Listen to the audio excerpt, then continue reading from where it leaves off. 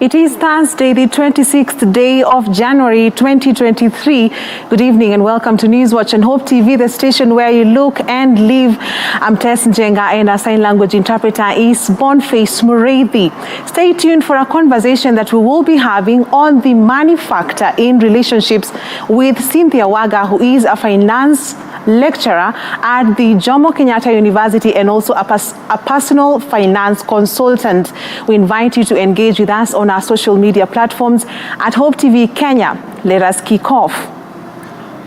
First Lady Rachel Ruto has officially launched the Leveraging Equity for Gender Inclusive Economic Development Project, LEGEND, aimed at unlocking access to finance by youth and women-led enterprises in the poultry, horticulture and aquaculture value chains. The project seeks to improve the socio-economic prosperity of entrepreneurs alongside gender inclusion and environmental sustainability. Tiffany Wamboi now reports. So let's come out of here. Just 1 week after First Lady Rachel Ruto sponsored a football tournament aimed at nurturing talent among children, the First Lady has launched an economic and gender-inclusive project aimed at enabling access to finance by youth and women-led enterprises in the horticulture, aquaculture, and poultry value chains. I'd kindly request The Leveraging Equality for Gender Inclusive Economic Development Project, dubbed LEGEND, will progress for a 6-year period and is set to be implemented by the Mennonite Economic Development Associates known as MEDA in various coastal and Lake Victoria regions, including Kwale, Kilifi, Mombasa, Taita Taveta, Kisumu, Busia, Siaya, Homa Bay and Migori. Project launch, Mama Rachel lauded MEDA's long-term commitment to Kenya's economic development and the support towards the attainment of Kenya's Vision 2030 as well as the United Nations Sustainable Development Goals (SDGs). once you're done, you can kindly take your seat. And we're discussing food. It's not a very interesting thing to do. She further lauded MEDA's partnership with her organization, Mama Doing Good, which brings together over 150,000 women organized in 10,000 groups across 39 counties. These groups, she noted, have revolved over 2 billion shillings through a table banking model. Karibu sana. Rather, let me give a bit shade on MEDA. The LEGEND project supports Mama Doing Good organization's goal to scale women's economic programs to 47 counties in Kenya, while unlocking access to finance for enterprises owned by women and young people. And market linkages. Reporting for Hope TV Newswatch, I'm Tiffany Wamboi. Thank you, Tiffany, for that report. Members of Parliament have resumed their departmental committee induction retreat in Mombasa County following the disbursement of the National Government Constituency Development Fund. The lawmakers have been at loggerheads with the government over the delayed release of the funds, a move which sparked protests and resulted in the cancellation of the retreat 2 days ago. The members of Parliament are calling on the government to close down non-performing parastatals which are making losses that cost Kenyan taxes. We want the government to cut all this excess weight, to cut off all this excess fat, so that we have a government that is lean. Government that doesn't have companies that hemorrhage money, that we are busy collecting taxes, paying to some entities that make losses. What business is there for a government of Kenya owning hotels? Hotels that make losses. A Kenyan taxpayer who never eats in a hotel is made to pay taxes to sustain a beach hotel where other people go. Of the key things we'll be doing as a committee is to ensure that we reduce the budget deficit by not borrowing more every year. And the Kenyans have come out and said public debt is an issue they want addressed. So as a result of that, as a committee, we'll be working very closely with the budget committee so that we manage our public debt. Now, the High Court has ordered police officer Rashid Ahmed, who is facing murder charges, to surrender himself at the office of the head of the Criminal Investigation Department in Garissa before an arrest warrant is issued. Rashid is accused of killing 2 suspected criminals in Isili in 2017 with a psychiatric evaluation required before the charges are brought against him. Rashid's lawyers addressing the media asked the government to protect the officer's rights. He's doing his job legally in the rules of law on Kenya as a Kenya officer in the Republic of Kenya, and we ask the government to protect his rights as an officer, as a good citizen of this Kenya, of this country, and I will stand as a society with our lawyers, and we will stand with Ahmed Rashid until the end. We raised very fundamental issues within that petition. One, the author of that video. 2, the video itself. 3, the camera that took that video. 4th, the ballistic report of the bullets and the gun that was used to kill the 2 boys. 5th, the identification parade that was done to bring into a conclusion that these boys were actually shot by one Sergeant Rashid. 5th, we raised the question of us being given the evidence through that petition. The state has never complied. They thought that plea will be taken before that has been resolved. And we pushed hard, and the judge agreed that our petition must be heard on 8th before the plea is taken on 9th. We are very definite that once the state responds without any evidence, the judge will agree with us that there is no basis at all for one Sergeant Rashid to take plea. We shall also produce to the public, to the Kenyans, the type of evidence that IPOA has to have made that decision to charge our client. I have repeated severally that Rashid to the civil society and to IPOA will determine whether the donors, the donor funders, will continue funding.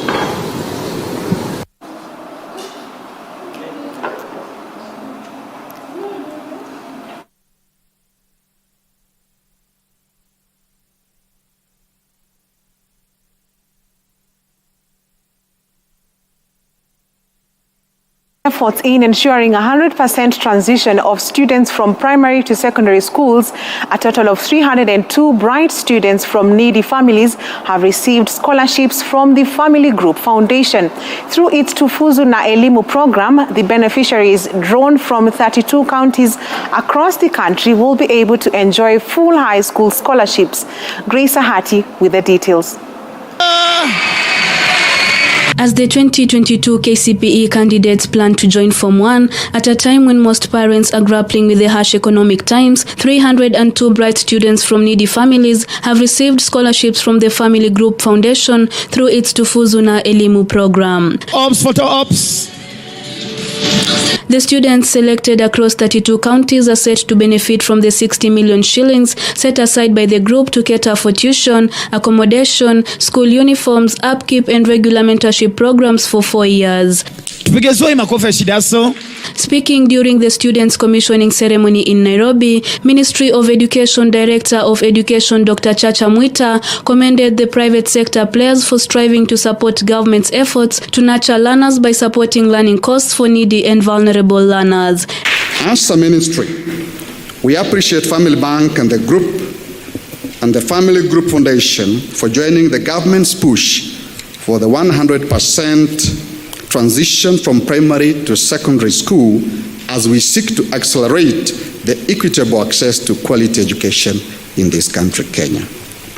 Ladies and gentlemen, this commissioning ceremony comes at a very timely period following the resumption of school calendar this week and the expected reporting of the 2023 Form 1 class early next month. In a speech he read on behalf of Education Cabinet Secretary Ezekiel Mashogu, Dr. Mwita said the ministry is fast-tracking reforms to ensure 100% transition of the 1.24 million students who sat for their 2022 KCPE national examinations. Maybe has never happened before. He further congratulated the beneficiaries, urging them to stay focused in their studies and bring about change in the society. Through the support of His Excellency the President, William Ruto, the Ministry of Education has committed to fast-track reforms to ensure all children have access to equitable and quality-free early childhood, primary and secondary education. This year, we are working to ensure 100% transition of all the 1.24 million students who sat their 2022 KCPE examination.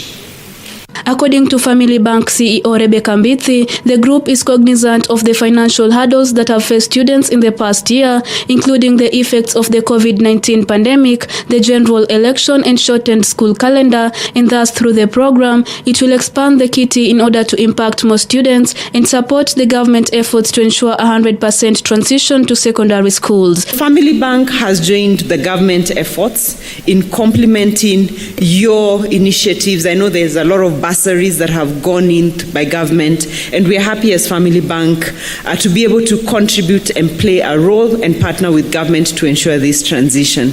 This year alone, Director, you'll be pleased to know that we set aside 60 million shillings as Family Bank towards this high school sponsorship kitty. And from the list you've seen today, we are proud to have sponsored 302 vulnerable students from 32 counties. And this is up from, as you've heard, from 11 counties in 2020. And we understand that we can only succeed. Reporting for Hope TV Newswatch, I'm Grace Ahati. Much appreciated, Grace.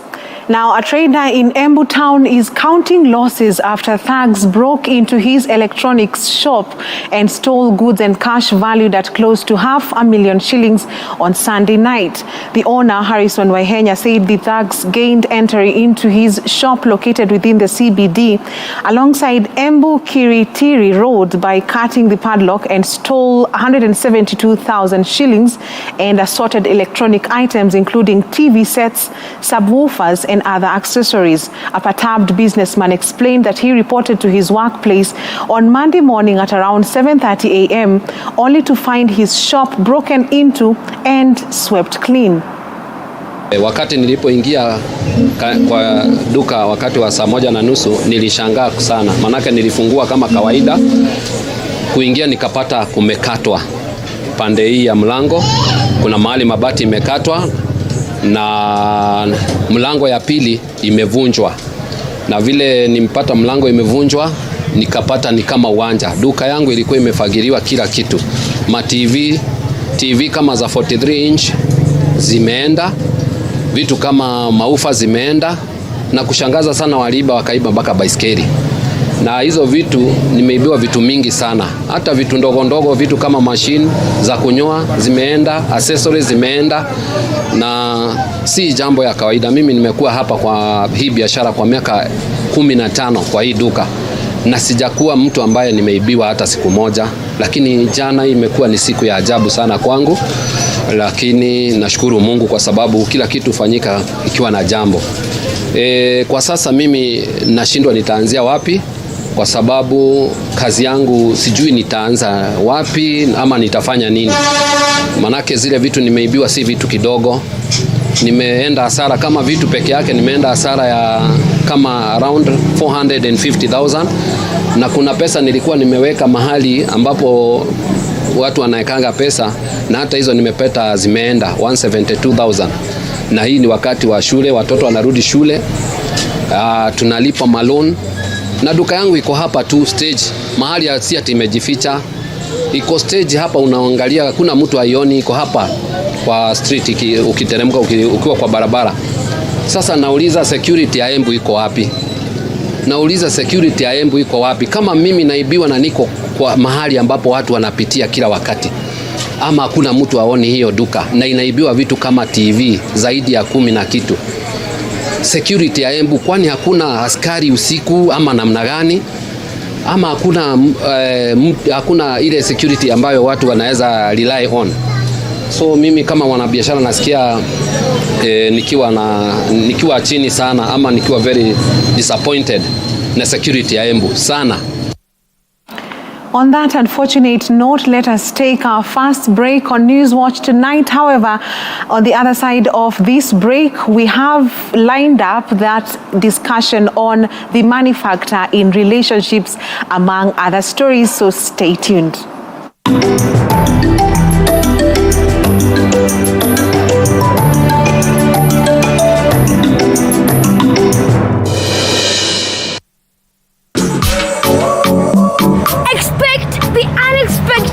On the Stars Show. It's forever enough, always enough. Anything goes from singing, dance to gymnastics to mind-blowing art. All you need is a skill and a style quality. Make sure it is very straight and clean. Just remember to join us every Saturday with me, your host, Tamika Arnett. Every Wednesday at 7:30 p.m. Spotlight. Do you feel like they are in a place where they can effect a Barack Obama moment? When you hear the word of God and you hear Jesus is speaking.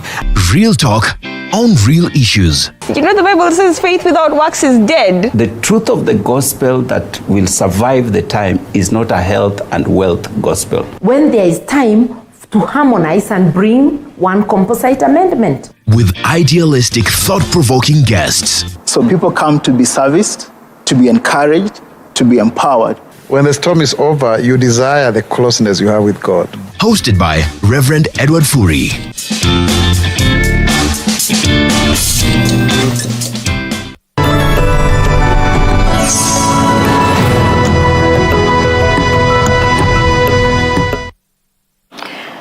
Welcome back. Let's take a look at a few stories just before that discussion.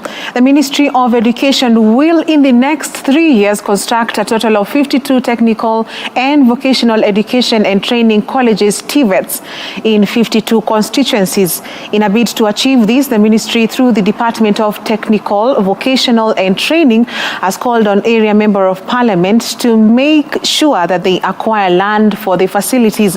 This came as the government announced plans to recruit over 1,300 trainers for the TVETs following an outcry over acute shortage of staff. According to the PS in the department, Dr. Esther Thara, the government is committed to improving the quality of education in TVETs.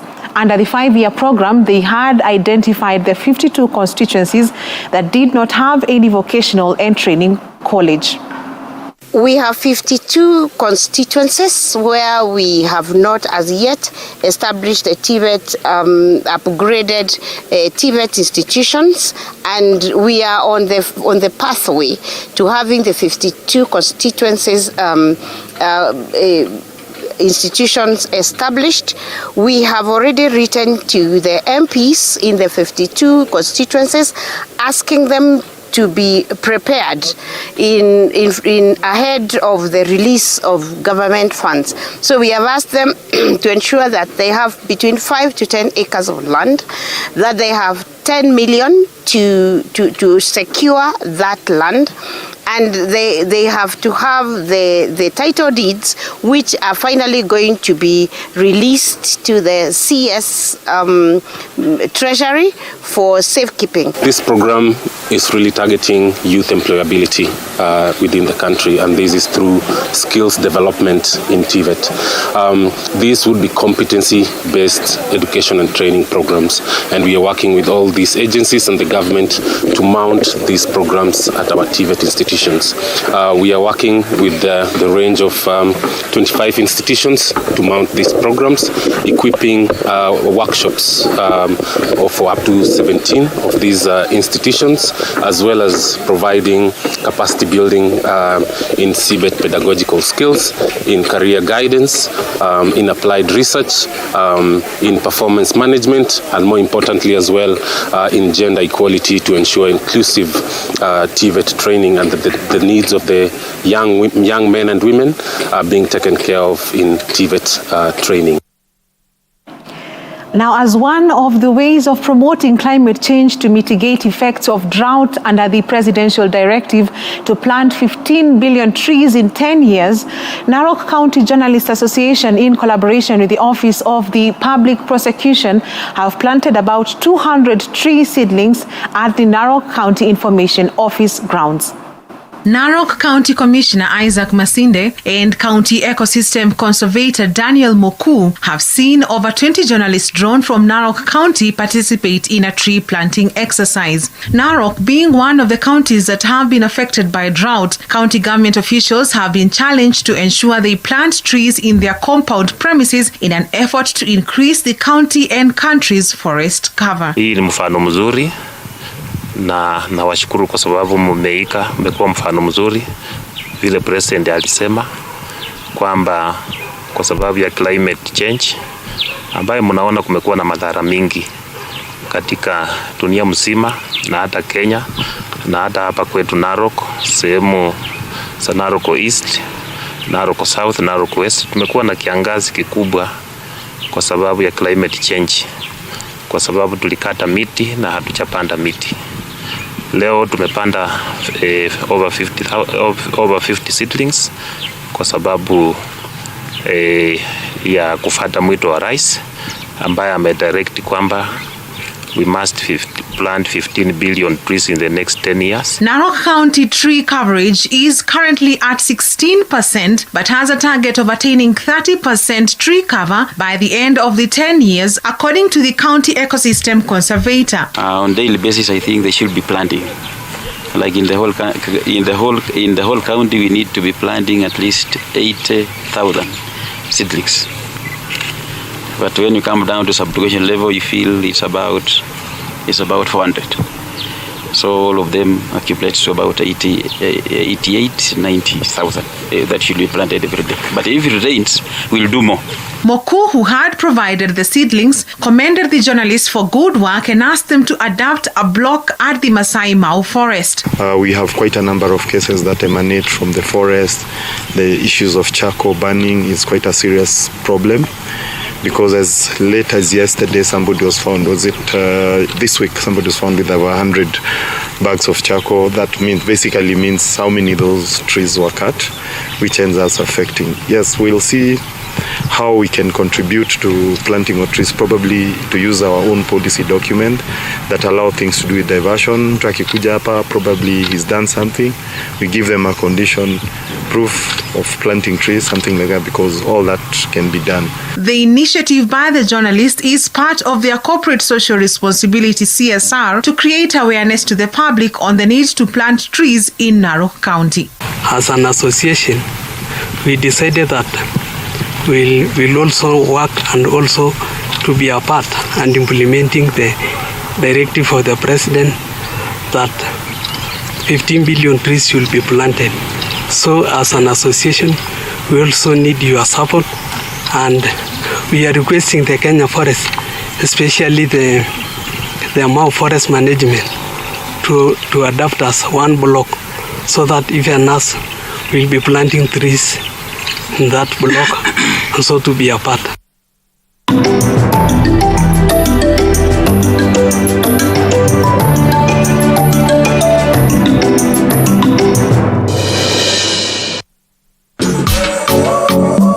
Expect the unexpected on the Style Show. It's forever enough, always enough. Anything goes from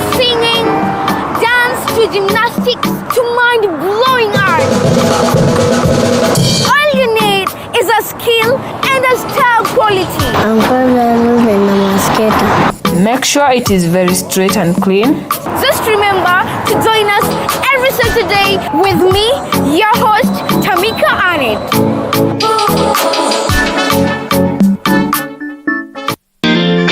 Every Wednesday at 7:30 p.m.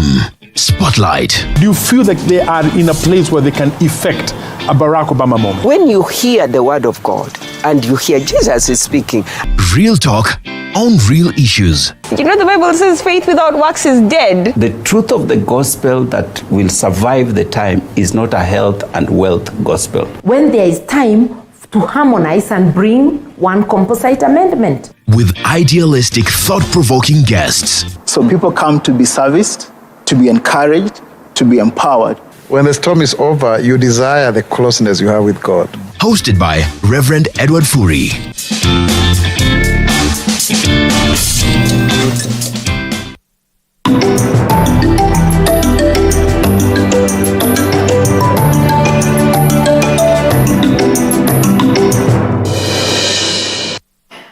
Welcome back, and it's time for that discussion on the money factor in relationships. And joining us in studio is Cynthia Waga, who I will allow to introduce herself. Welcome, Cynthia. Thank you so much, Tess. My name is Cynthia Waga, and I'm a finance lecturer at the Jomo Kenyatta University of Agriculture and Technology. Married to one man and a mother of 2 children. Thank you for coming, and I see your able husband is also here along with you. Yeah. Maybe let's start from the dating scene, because that is where these relationships begin. Yeah. And at the dating scene, we see that there are many things that people expect when they have entered into a relationship. People have different expectations. There are people who believe that the relationship should be driven by money. But help us understand, at what point, when people have now started dating, do you start revealing details about your financial capacity or status? There's no specific recommended time at which an individual should be able to reveal the information. So the information that you want to reveal, especially your financial information, depends on the weight of which you take that kind of information, because the amount of information cannot be released all at once. Say something like your salary.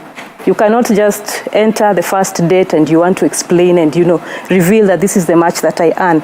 So there are specific details that you will be releasing, but somehow in doses, slowly. So as the relationship goes into a much more committed kind of a relationship, that is when now you can release the kind of information that you feel comfortable to, and the ones that you feel like they are more weighty, especially if you reach a point where now you are committed and you know it's going to lead to marriage, then you can be able to release some information. But otherwise, release it, but slowly, and not pop everything at a go, and you just tell them, this is the number, the amount of debt that I have, this is how much I earn, this is how much I've saved. You don't just release it that way. So in a relationship, let it go on, and the conversation should be part and parcel of the relationship. And it's not like we are only going to talk money only, because you are relating, you want to know this person, you'd want to know who they are, and as you relate, that is when now you are able to release as information when needed, and when you feel I am comfortable to explain myself. Yeah.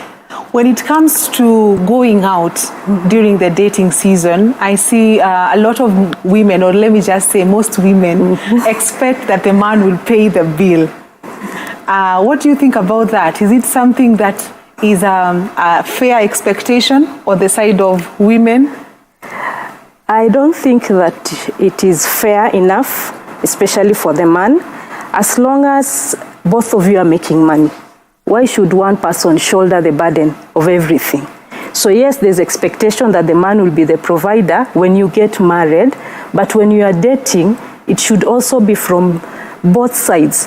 I will spend money on the man that I love, and I'm working towards a marriage relationship with, as well as he is spending money on me, so that it's not one-sided, because sometimes we are in a generation where the boy child feels like if the girl child is too empowered and they have the money, so I will also be waiting for the girl child always to be paying maybe for the meals and all the dates. So it should be a mutual relationship so that my money can be used, your money can also be used.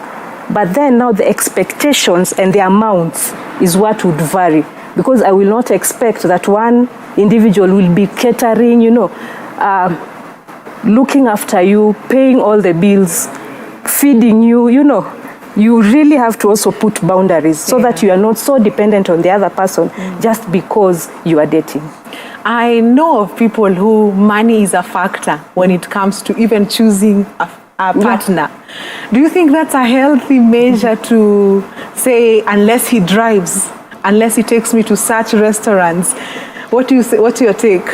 My take is that money should not be a factor in relationship. It should not be the core business that someone is looking for. Yes, I know some people would be writing on their list of the characteristics, and one of them would not be looking at who the person you are dating or who the person you are looking for to date and enter into marriage with. You are just thinking of, what they own. And that is a wrong perception, because the moment you enter into marriage and that job is gone and that source of income is gone, will you now pack your stuff and go? So money should not be the core factor. Money is just a medium of exchange. And so you just do not go thinking that that is the number one factor. Yeah. But I'm thinking, what will be the measure then in terms of someone who is pursuing, we are looking at this, the angle from the man's side, who is pursuing a lady and he doesn't have a job. What do you think should women or girls look at it as a point of, let me help him grow? Because there are people who have invested, and there are women who have actually taken care of young men out here, but they have later on left them, some of them with loans, to the extent of, I need a loan to be able to do a certain project, could you please assist me? And I believe there are many women out here who have big hearts and they will assist somebody. But at the end of the day, you find that a man, I've had cases that they ran away with the money, and now a lady is left paying for the bill. So what is the criteria before marriage? Then I think as a lady you need to have your threshold of how much you can give out and how much support you can give to a man, because otherwise you'll be taken for granted. As I said earlier, there is a generation of men who like being kept. And so you really have to think wisely before you enter into a relationship. Yes, he might not have a job, but what is in his mind concerning not having that job? Is he lazing around? Is he trying to look for anything somehow to get money? Is he hardworking? Those are some of the things that you look for, rather than just banish the person and say you are no longer in my list because you don't have an income. They will get an income and things might turn around. But then you as a lady, you need to also to have a threshold. You cannot be paying when you go out for a date. You cannot pay, support to an extent that you are doing long-term investments in this man. Because you really have to ask yourself, is this what I want to do also when I get into marriage throughout? Because it will start when you are dating and it will continue on. And that's what is leading to so many marriages failing, when someone is saying, I've been single married. I am married, but I am single because I've been doing everything. But you started it early. So you really have to try and check the balance so that when you are giving out money, yes, it's okay to assist once in a while, but not always. And you also don't have to be taken to somewhere where you have to use a lot of money. You can always go to a kibanda somewhere, take soda and kangumu and still feel, that you appreciate the effort that man has done. Well, the soda and kangumu part may not go down so well with some people, but I get your point. So when should money talks be involved in the relationship at the dating season? Is it when maybe after 6 months, or when you're engaged? When should somebody know I earn this amount of money, so that now as we are planning, let's say this relationship now is getting serious, at which point do you feel that it is safe to reveal information of your income, having in mind that you're now almost getting married? when you're almost getting married and you are committed, in a committed relationship, that you see things are going in a way that there's a wedding coming up, then you can reveal. You can reveal information that, though the money talks, we realize that most of the people who date rarely talk about money. You know, you talk about the romance part and assume that as much as, you know, we are dating, we will talk about money when we get in there. Then you realize that some of these conversations concerning money, which are very helpful, you need to have conversation concerning their savings, how someone has been spending, you know, how much debt do they have? Because when you are entering into marriage, it is our debt. It is now no longer yours because you borrowed a loan.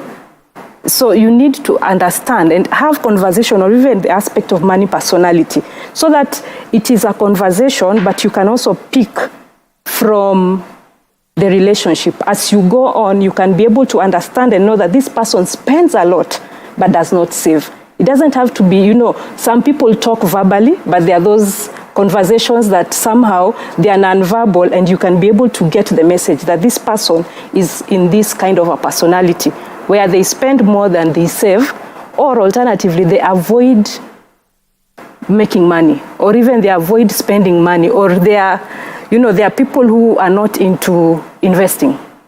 So somehow this conversation should be there, as much as sometimes it is not a very comfortable conversation. Yeah. You've mentioned money personalities. Mm-hmm. What are these personalities about? Help us delve a bit deeper into understanding that. Okay, so money personality is how you relate with money. There's what we refer to as money language. We grow up, we have a relationship with money as we go on in life.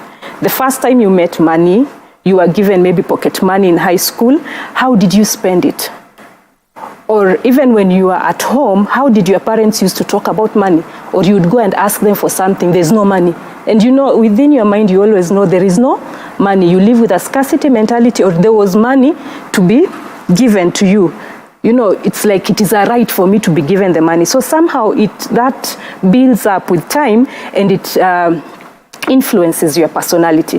And this personality is specifically geared now towards money. So how you relate with money and somehow leads to the money personality. The same way we have these other personalities, but even the temperaments could affect, your past experiences could affect and ensure or make you go in such a way in how you are handling money. So you either want to save. Why? Because there was a time that there was no money, and you just feel like I need to save to have financial security. And sometimes it can go to an excess where now you become a hoarder. There are instances where you knew money was to be spent. You only live once. And so you find someone, because of experiences and many other factors that has affected how they relate with money, whenever they get money, they say money talks, and it talks and it tells them, you need to buy this. This is the latest. You know, you even become a big spender and not just spending. And some people, when they get that money, they also spend on the basis of trying to get an emotional attachment. You know, retail therapy. You just go and buy to feel nice. Not because you really need whatever you're buying, but just to make you feel like I've done something. So there are such money personalities. Yeah. Now, as we explore the money personalities, there is this aspect of weddings. Now, just before you get into marriage, and weddings have been known to be a costly affair, where some people say, I want this and that, I want a limousine, I want a gown of $500,000, you know. And I wanted us to just understand what is a healthy way of budgeting for an expense for something like a wedding. Do we have to do a $2 million wedding to shock the town? You know, tell them that we are the latest wedding, the most expensive in the year, wedding of the year. Yeah, you want to outdo. You want to outdo someone else, and sometimes it's not even outdoing, or sometimes it's just a childhood dream where you saw as a particular image of a dress and you want to live up to a certain dream. Where do we balance in making a wedding memorable and at the same time sticking to a budget that will not leave people in debt later on? Yeah. I think when it comes to a wedding is a one-day affair. And when you come to the realization that it is just a one-day thing, and you ask yourself, how much will I spend for one day in preparation for a marriage journey? Trying to separate the wedding and the marriage journey. That is where now the starting point should be. So that as you spend, ask yourself, how much do we have for the two of us to live on? What will we eat the following day? After the honeymoon, we come back and there is debt left, right, and center. It's about the relationship more than just a day. That is why now the issue of money personality also comes in, even when you are dating, so that you know my money personality, you know your partner's money personality. So that when now you are thinking about planning for a wedding, we can somehow have a conversation and balance. There is need for a balance because after everybody else has gone, after the glamour, after living that dream wedding that you really wanted, there is reality that you need breakfast on the following day, there is rent to be paid. You know, there are so many other things. And maybe one of you is not even working, but the fact that friends came in, do you have to get all the money from friends? How much can the two of you afford? If you cannot afford the 1 million wedding, there's really no need of you doing that big wedding. Because the wedding can still be blessed. God will still bless the wedding. I believe in a wedding where it is more of the presence of God coming in, more of blessings, more of the experience, the joy and the atmosphere than the material stuff. So trying to come up with that balance is very important. If you can afford and still have a life that you will live comfortably, that's okay. But if you cannot afford and you are waiting for people to, support you, and it is like if they do not support, they are no longer friends, no. That is too much expectations, and that will not work on well, because there are marriages that normally fail almost immediately because of such. You did this wedding, the dowry you even went to pay was even, Actually, I wanted to come back. Yeah. I've realized I've skipped the dowry part, where some people have been asked for amounts of money, and the man just disappears. He says, let me consult. And they go. And they disappear because the amount they've been asked, this girl has a master's. She's doing her PhD. So you have to bring 1 million shillings on the table so that we can talk. What do you think? And those are foundations. What would you advise maybe a young person or even parents who are going through such a situation and they are wondering, what do I do? How can I help my child? Or how can I help my fiancé to be able to meet this need? Yeah, because I think within the African culture, we are used to, we need to pay dowry to the lady's side. But that has been changing over time, though there are some that would still call for very high amounts of money when you know very well the guy is not in a position to do that. And I believe I'm of the school of thought that dowry doesn't really end, because dowry is basically an appreciation. So there's no figure that you can really put on the lady, even if they are learned to what extent, or even if they have not even gone to school. This is someone you are taking, and the appreciation should go on and on and on, and it doesn't have to be, in monetary form all through. So if, as much as possible, parents should try as much as possible to tone down the expectations, especially for people who are just starting off life. There's a time that they will come and appreciate you even much better, because the main essence of a marriage is the relationship, and it should not be focused on money. Yeah. Well said. Well, now after the wedding, many say that now, especially for some women, my money is my money, and your money is our money. So it means that the man needs to bring his money on the table, but mine, I can do whatever I want with it. What's your opinion on that? My opinion is that that is being selfish. As a lady, you have gone to school, you have worked really hard, and trying to imagine that you start making money and it only becomes yours, that is very selfish. Because when you're talking of a marriage, you're talking of an institution that brings people together. And the two are becoming one. Yeah, then so the oneness is not just in bed. The oneness should be in our purpose, our focus, our goals, and including money. you cannot, money is a medium of exchange, but it is what we transact with every single day. When you want to go to work, you have to think, which means am I taking? It will cost you money. When you are seated and you're watching TV, you are paying. There's electricity, money is everywhere. So you cannot detach money from the relationship. But then you can use that money to enhance the relationship. And so there's nothing like my money is mine and his money is ours. It should be a joint effort towards a common goal and not mine and his. Then what about the issue of joint accounts? Is it something that you will say is healthy given the situation? Sometimes someone might go away with the money, clear the account, Yeah. It's quite a challenge, but I believe that money is supposed to, you're also supposed to marry your money. Then how do you marry your money in a manner that you can be comfortable and trust the other person? I think now you'll still go back to the money languages and money personalities that we had talked on earlier on.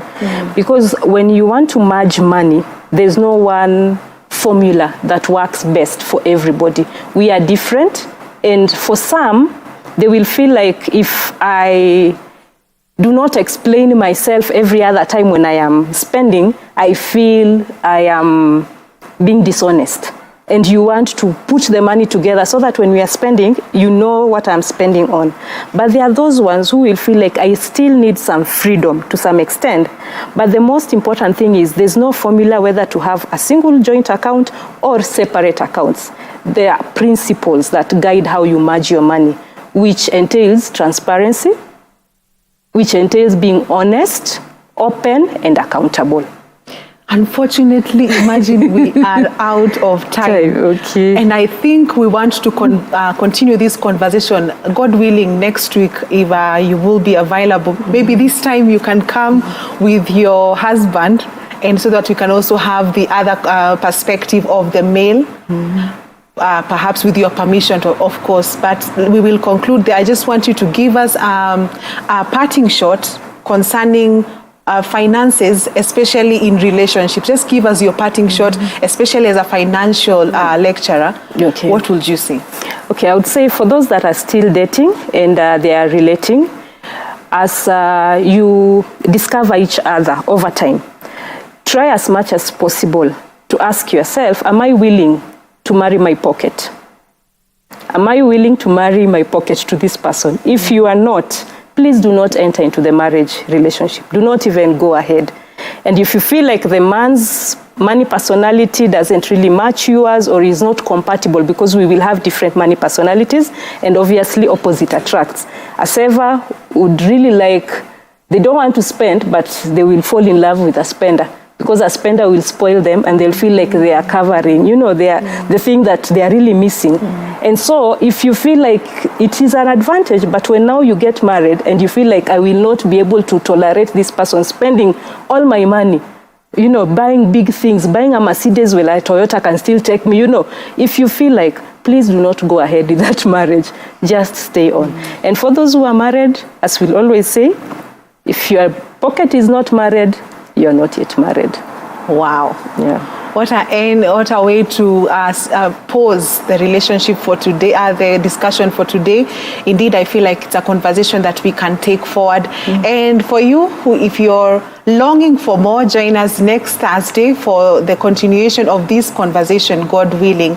We have been having in studio our guest, Cynthia Waga, who is a finance lecturer at JKUAT University. Let's take a short break. We will be back with international news.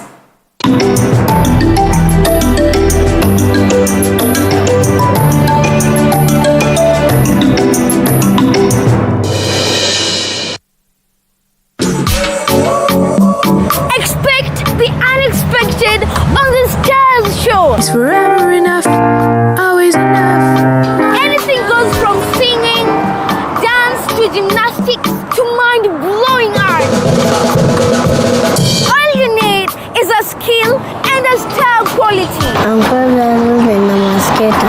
Make sure it is very straight and clean. Just remember to join us every Saturday with me, your host, Tamika Arnett.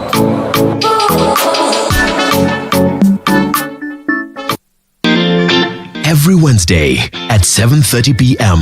Spotlight. Do you feel like they are in a place where they can effect a Barack Obama moment? When you hear the word of God and you hear Jesus is speaking.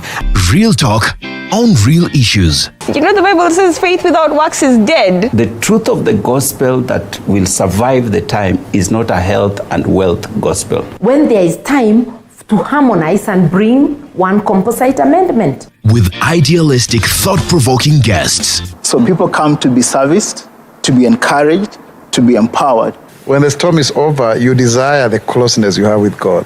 Hosted by Reverend Edward Furi.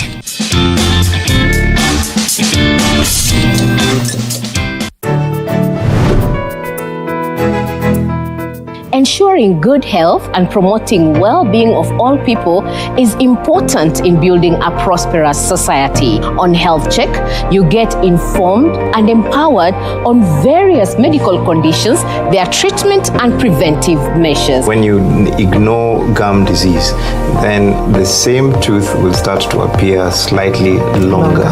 You also get your health question answered live by our doctors in studio. The medication she's receiving is for the nostrils. This child should be feeding enough to gain weight. And you do a little bit of exercise. It even helps with the breast milk. If you feel like you have an instinct that things aren't quite where they should be for your child, the onus is on you to seek an evaluation. This is to help you make best choices about your health and your well-being. Stay tuned for brand new episodes of Health Check with me, Grace Mutiso, every Tuesday on Hope TV. Look and live.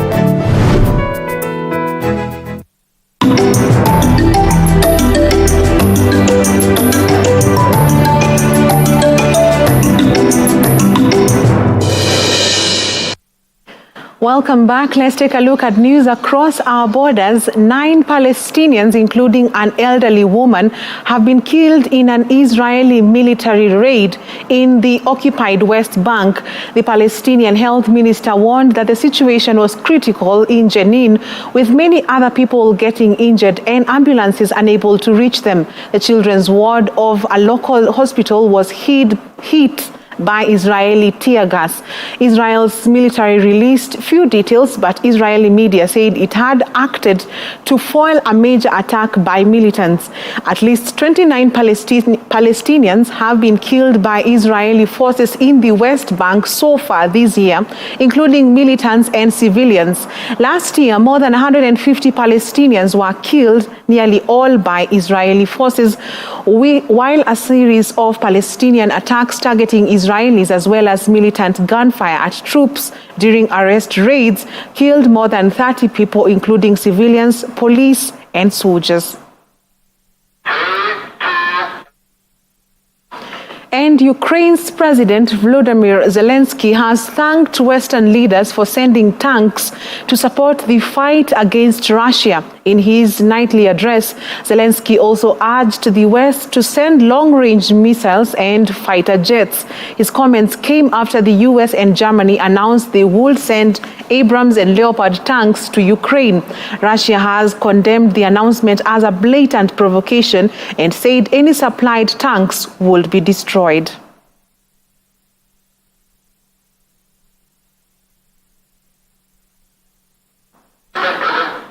In business, farmers in Chakama area in Magarini sub-county, Kilifi County, have embraced irrigation farming as a way of tackling negative effects of climate change. The more than 450 farmers have turned their 500 acres of land into farmland by using water from River Sabaki and boreholes to irrigate various crops that have also empowered them economically. Through the Chakama Gaba Farmers Association, the residents were supported by the Coast Development Authority to come up with the Chakama Smallholder Irrigation Project that was commissioned by retired President Uhuru Kenyatta in 2014. The authority assisted farmers with farm inputs, including water pumps, pipes, and tilling of the land, considering that Magarini is one of the sub-counties adversely affected by drought in Kilifi County. Tulianza na mradi wa kulima mahindi, migomba. Na tunashukuru vile venye tunaendelea. Mara ya kwanza tulilima tukavuna. Mara ya pili tena sasa ndio mnaona mahindi ndio ni hayo ndio yanaendelea. Nilipokuwa bado sijaanza mambo na kulima, nilikuwa maisha nayaona yanaenda ndivyo sivyo. Lakini kwa sasa ndivyo nilianza mambo na ukulima. Sasa maisha yanabadilika kwa sababu mara ya kwanza nilipovuna nilipata pesa, nikachukua pesa nikaweka kwa shamba tena ndio nikaanza tena kulima tena. Sasa nimeenda mbele zaidi kupita huko nyuma. Mimi nalima ekari moja. Na ekari moja nalima mmea mahindi. Mahindi huwa nikilima vizuri, nikifanikiwa na maji, madawa vizuri, huwa ikizaa vizuri ile inavyostahili, naweza nakata mwanzo ya kuuza, naweza uza kama mahindi nikapata kama 50,000, 30,000 hapo. Alafu kuna zile zingine zikikauka napeleka chakula nyumbani. Naeka familia inajisaidia na chakula, mimi naendelea. Ukulima umebadilisha maisha yangu na ningeshauri mwingine pia afuate ukulima. Ukulima ni bora zaidi. Kwa sasa sio wote ambao wana uwezo wa kulima kwa sababu hususan inflation ya bei ya mafuta, wengi wetu hawawezi. Hususan muda uliopita wakulima walijizatiti sana kulima kwa bidii kwa sababu ilikuwa ni wakati wa mvua. Hivyo basi tulipanda watu wengi sana, zaidi ya watu kulima karibu 200, lakini tukakwama sababu waliweza kujiinua karibu 150 kitu kama hiyo kujisukuma, sema ni wengi walianguka baada ya mvua kukata. We did this using from the lessons we have learned from Boji. Boji we placed a very expensive water pump, and then when the river changed course we couldn't move. Here we are using portable pumps for every portable pumps. Yes, for every line of water. And the Kenya Revenue Authority, KRA, has commemorated the 2023 International Customs Day by honoring its custom officials and agencies for the significant role they play in ensuring that the global trade management is efficient, safe, and secure. Speaking during the event, KRA Commissioner General Githi Mburu commended KRA Customs officers for the brilliant work they are doing in protecting the borders, facilitating cross-border trade, and enhancing revenue mobilization. Customs and Border Control has continued with a good trend in the first half of the financial year 2022 to 2023 after collecting 387.76 billion shillings against a target of 381.643 billion in the half year, July to December 2022. I know customs was for many years under resourced in terms of the number of staff. You could work for many hours under very difficult conditions. And we have tried a lot to make it easier for you. We have brought in so many officers, trained them and deployed them, and I'm sure although we are still not enough, we have come a long way. I like what I see at the airport. I was there 2 days ago, and I sat there at the airport in the evening. Luckily, not many people know me, even in some of my staff could pass me there. And I was happy because I knew at least I could watch them do their work without them knowing I'm around. And I sat down there through the evening and I saw the diligence these officers were doing their job. No one passed the scanner without passing through what was required to be done. There were no queues. They managed the queues very effectively and was truly very impressed. So customs, you've come a long way. You remain very close to my heart. At one time I wondered when I'll become a proper officer, but now I am. And I used to wonder what that means, proper officer. The Kenya Association of Manufacturers has partnered with IDH Kenya to drive the competitiveness of the textile and apparel industry in Kenya. The partnership will be driven through the 3-year Sustainability for Competitiveness project. Speaking during the partnership launch, Principal Secretary, State Department of Industry, Dr. Juma Muhwana, appreciated the role of the textile and apparel sector in driving the country's economic growth. to intervene in export and import container freight charges. Even though inward rates have come down globally, export freight has gone up threefold in Kenya. So 2020-2021, it was going up across the world, especially from China, and all the export prices were high. Kenya was in fact cheaper that time. Now suddenly Kenya has gone up. So if we compare our landed duty paid cost in US to Bangladesh or any other European country, our freight factor has gone up by 3 times. So this program for us, it's really like a call to action to all of you. The Kenyan textile and apparel industry, it needs to develop and to be in the forward looking. We need to look at the horizon. What business models do we need to have to be competitive and sustainable for the future? We have this brilliant opportunity, as Mr. Berry had said. The market access is there. There's a lot, but how can we make sure that we develop our industry and don't take the wrong turns that some of the countries in Southeast Asia did to grow quickly? Quiet that we have, we know there's a process. As a government, we are pushing that AGOA be extended for another 10 years. But there's also on the sidelines of that, there is the steep negotiations, the special agreement between Kenya and US that is also, and at some point, maybe the two will merge into one or whatever works, but there is a serious commitment. We are confident that this will work.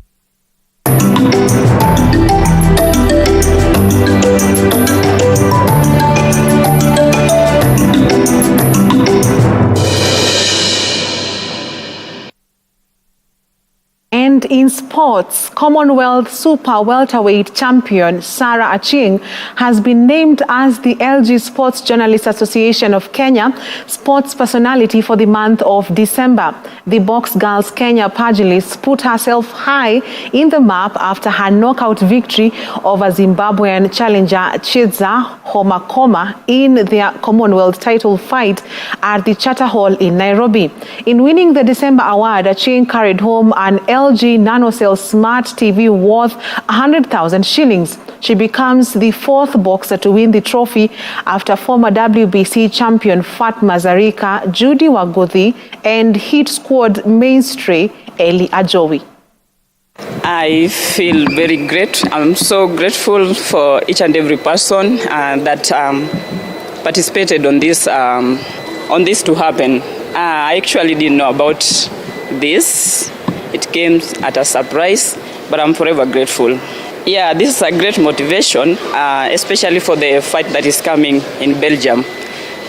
We are hoping that it's going to be another plus, and this will motivate each and every girl and young women who are participating in boxing sport. So this is a great motivation, and I just want to say thank you to the LG team and the rest of the team that made it happen.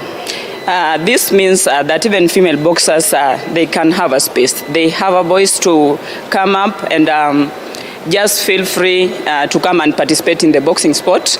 They don't have to fear anything because even what man can do, a woman can also do. So this is something that women really need to come up and just showcase their talent. Yeah, I'm calling out for the number 1. I'm looking forward to meet the number 1 world champion in my super lightweight category. So that is the person that I'm really training very smart to meet. Looking forward. And just days after the legendary Collins Hinjera announced he was retiring from rugby, another Shujaa teammate, Willie Ambaka, has announced he will be stepping back from the international game after this weekend Sydney Sevens in Australia. In a statement, Ambaka said he had thought deeply about the decision and he will be moving on to other assignments.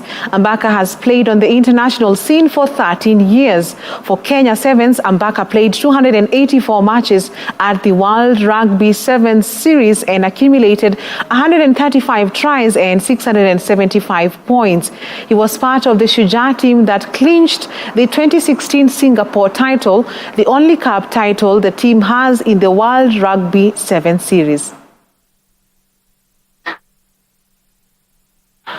Well, that wraps up Newswatch this evening. On behalf of the whole team that has made this bulletin a success, including our guests, Cynthia Waga, and I see students from Jomo Kenyatta University saying that they were tuned in and they are blessed, saying that they have learnt a lot. Evans Odogo says, powerful indeed.